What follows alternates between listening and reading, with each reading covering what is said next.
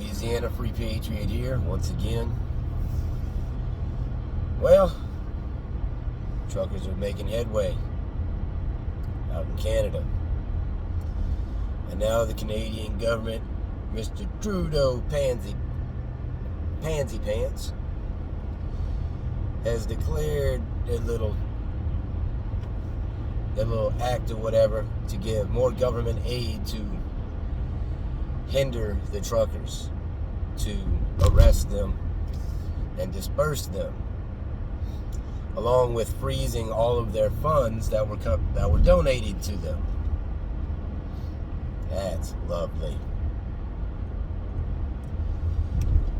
They steal their gas. They try to keep people from bringing them food.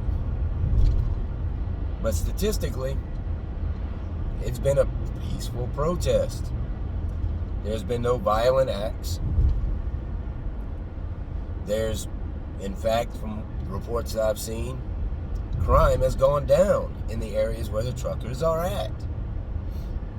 The officers are backing the truckers.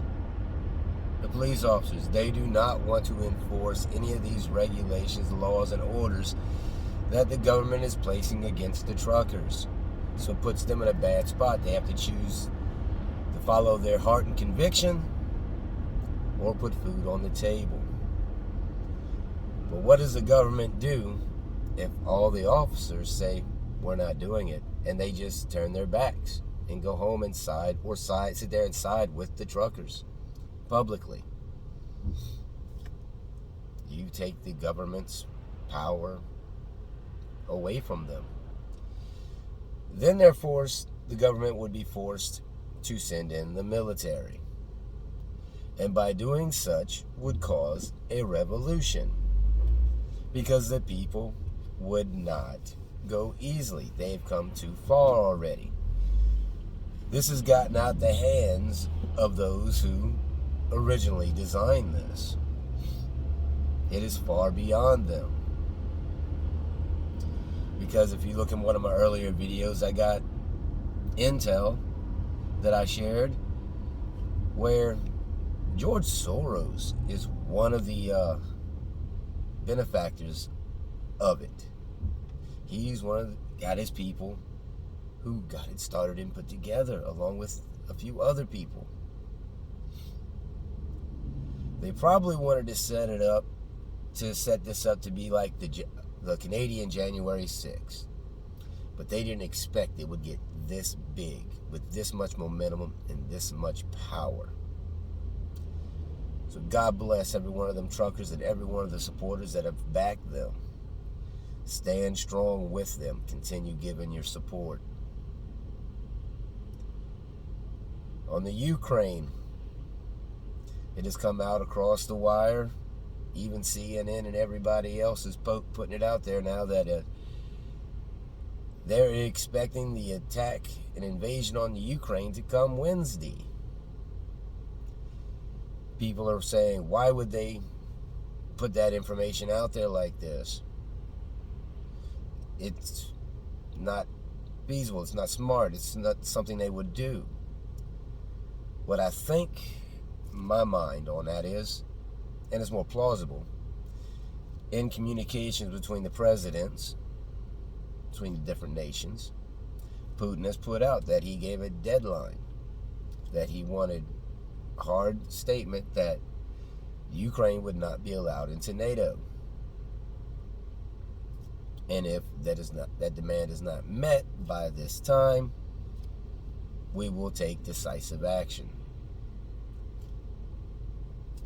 Russia is in the process of moving their troops into attack positions surrounding Ukraine on the Russian border. U.S. military has deployed troops to the Ukraine or to the areas surrounding the Ukraine in our allied nations. Canada has sent troops to the Ukraine. Things are shaping up quickly and moving quickly. yourself ready, because the time is almost over. And if there a conflict starts, if it kicks off, I pray it stays over there. But like I said in my earlier videos, my worst fear is that it's going to come here. Those are just diversionary tactics to split our military. Watching another video, I think it was Bear Independent. He was talking about how the militia would die in SDHL.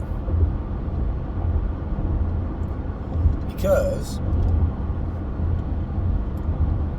2/3 of deaths in all conflicts are not from fire.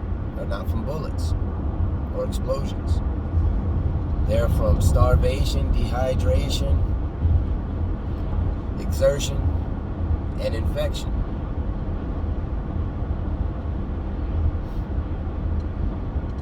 One-third infection, 1/3 starvation and dehydration and exertion. So, you sitting back on your stockpile of bullets, waiting for them to come marching down the street, but you ain't got no medical supplies, and you ain't got enough food stored up, you might not make it to when they come marching down the street. Or when they do, and you take a round, and you get it dug out of you, and you have no antibiotics or no way to take care of it from getting infected, no hospitals to go to, what are you going to do? You're going to die. What are you going to do when your wife or child gets shot? Your husband, for the ladies, your husband, your child gets shot, gets injured, even not in a combat situation, gets injured severely. And there's no hospital to go to except for those that are attacking. They have medical. What do you do then? Do you turn over your weapons to save your loved one? For you to possibly, since they know you're the enemy, what do? You go to prison, get executed, or do you get your medical supplies, get your water purification equipment, iodine drops, water purification tabs, water filters? There's so many levels to this that people do not know and do not understand. And they always think it'll never happen. Prepare for the worst, hope for the best. Y'all be good. Keep your head on a swivel. God have mercy on all of us if things go south. God bless the United States. God bless each and every one of you. Have a good evening.